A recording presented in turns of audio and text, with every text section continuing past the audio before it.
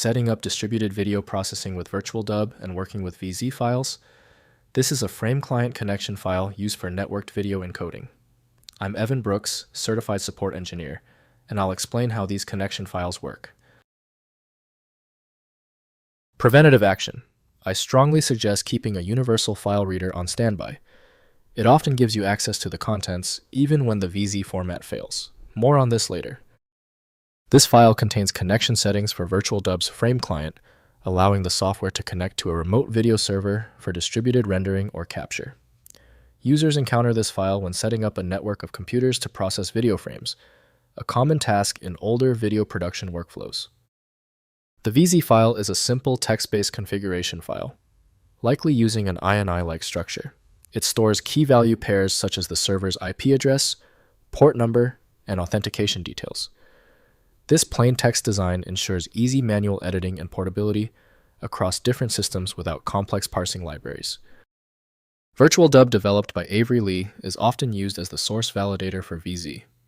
Windows cannot validate the meaning of the data, so incorrect edits can cause issues.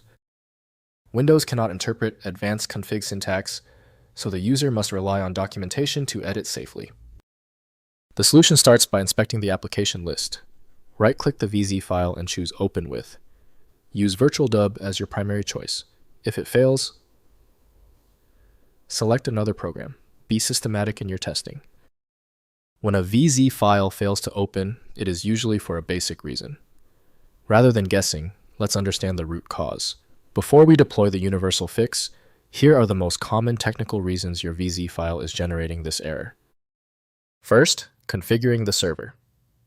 On the master encoding machine, launch VirtualDub and use File then Run.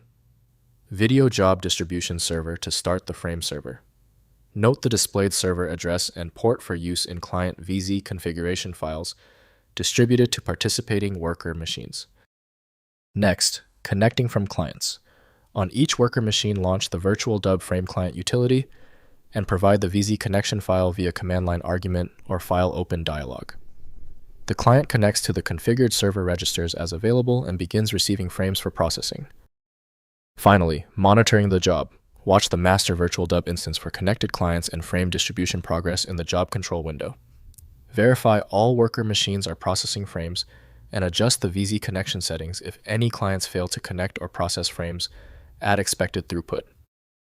If compatibility checks failed, it is likely because the file extension name is shared by different developers for unrelated formats, causing your PC to use the wrong reading language.